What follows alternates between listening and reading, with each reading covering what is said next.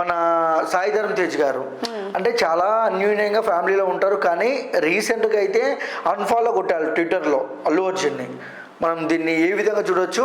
కానీ ఇంకొక అంటే మంటకు ఆయిల్ వస్తే ఇంకొక మంట వచ్చేటట్టు మంట పెరిగిపోతుంది. అంటే మన నాగబాబు గారు కానివచ్చు, ఇప్పుడు సాయి ధరమ్ తేజ్ గారు కానివచ్చు, అన్ఫాలో కొట్టడం వల్ల దీనికి ఏంటి ఎలా చూడొచ్చు మనం దీన్ని? వాళ్ళు అన్ఫాలో కొట్టారు అంటే ఏమో ఫ్యామిలీ పరంగా ఏమైనా ఆల్రెడీ వాళ్ళకి ముందు నుంచి కూడా ఫ్యామిలీ పరంగా చూసుకుంటే గొడవలు ఉంటూనే ఉన్నాయి. దానికి కాస్త ఇప్పుడు ఏంటది అగ్గి మీద గుగ్గులం పోసినట్టు అల్లు అర్జున్ చేసిన పని కాస్త ఇంకొంచెం మండిపడుతున్నారు తప్పితే మొత్తానికి ఎవరి ఫ్యామిలీని వాళ్ళు వదులుకోరు కదా. మళ్ళీ ఏదో ఒక సందర్భంలో అందరూ ఒకటే అవుతారు, మళ్ళీ కలుస్తారు.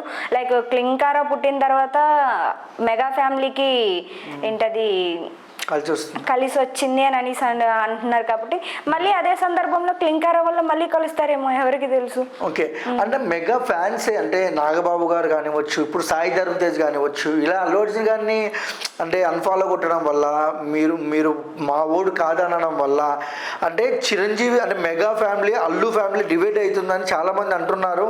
అంటే కొంతమంది ఫ్యాన్స్ నుంచి కూడా కొన్ని మాటలు వినపస్తున్నాయి. అల్లు అర్జున్ ఇండివిజువల్గా ఇప్పుడు వస్తున్నారు, మెగా ఫ్యామిలీతో సంబంధం లేదు అంటున్నారు. కొంతమంది ఏమంటున్నారు, మెగా ఫ్యామిలీతోనే సంబంధం ఉంది, మెగా క్రేజ్ వల్లనే అల్లు అర్జున్ అంత స్థాయిలో ఉన్నారు అంటున్నారు. దీన్ని మనం ఏ విధంగా చూడొచ్చు? నిజానికి మెగాస్టార్ చిరంజీవి మేనల్లుడు అనే ఇండస్ట్రీలోకి వచ్చారని వార్తలు అయితే వచ్చినాయి. కానీ ఎవరి అల్లుడనో వాళ్ళ కొడుకను ఆ పేరు ఈ పేరు యూజ్ చేసుకొని వచ్చారని అన్న వాళ్ళందరికీ నోర్లు మూయించేలా బన్నీ ఇప్పుడు పాన్ ఇండియా లెవెల్లో స్టాంప్ వేశారు ఇండస్ట్రీలో చూసుకుంటే.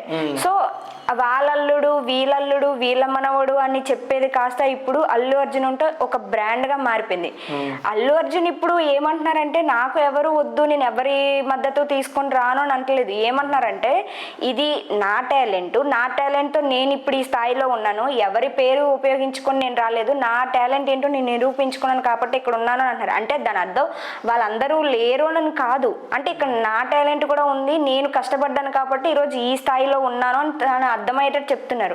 దాన్ని కొంతమంది ఏం చేస్తున్నారంటే విమర్శలు చేసి ట్రోల్స్ చేస్తూ మీమ్స్ వేస్తూ ఒకళ్ళ మీద ఒకరికి అంటే ఆల్రెడీ ఉన్న గొడవల్ని ఇంకొంచెం పెంచడానికి వీళ్ళు ట్రోల్సే ఇంకొంచెం కారణం అవుతున్నాయని చెప్పుకోవచ్చు మనం. ఎందుకంటే ఏదైనా ఫ్యామిలీలో చిన్న చిన్న గొడవలు ఉంటే ఆ గొడవల్ని తీసుకొచ్చి నెట్టింట పెట్టేసి వైరల్ చేసేసి కుటుంబ వ్యవహారాలను కూడా ఈదిలో పెట్టేసి మొత్తానికి రచ్చ చేస్తున్నారని చెప్పుకోవచ్చు.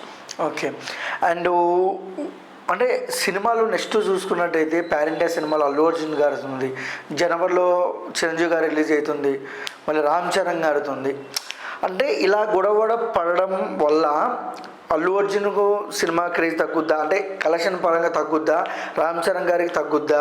ఎందుకంటే all mega fans Allu Arjun fans కానివచ్చు, కళ్యాణ్ గారి ఫ్యాన్స్ కానివచ్చు, అందరూ కలిసి చూస్తేనే సినిమా హిట్ అయ్యేది. బట్ డివైడ్ ఫ్యాన్స్ కావడం వల్ల ఏమైనా ఇబ్బందులు ఎదుర్కొంటారా కలెక్షన్ల పరంగా? ఇండస్ట్రీ పరంగా అయితే ఏమీ ఉండదు, అదంతా మనం అనుకోవడం తప్పితే అలాంటిది ఏమి ఉండదు. ఎందుకంటే ఫ్యాన్స్కి ఎప్పుడు సినిమానే. పర్సనల్ లైఫ్ పరంగా ఫ్యాన్స్ అనేది వాచ్ చేయొచ్చేమో, కానీ ప్రతి ఒక్కరు కూడా ఒక సినిమాను వాచ్ చేస్తారు. ఆ సినిమా ఎలా ఉందో కూడా వాళ్ళ ఒపీనియన్ అంటే వాళ్ళే చెప్తారు. సో దాని పరంగా తీసుకుని అయితే మనం ఒక సినిమా హిట్ అవుతుంది, ఈ సినిమా ఫ్లాప్ అవుతుంది, వీళ్ళు గొడవలు పడ్డారు కాబట్టి ఇండస్ట్రీలో వీళ్ళు కూరుకుపోతారు ఇంకా లెగరు అనుకొని మనమైతే చెప్పలేము.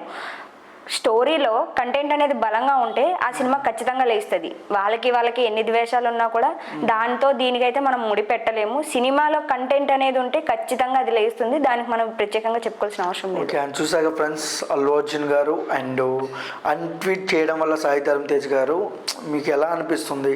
ఇది కరెక్టేనా చేయడం? మీ అమూల్యమైన సమయాన్ని మాకు కేటాయించి కామెంట్ సెక్షన్లో కామెంట్ తెలపండి అన్నమాట. And thank you for watching.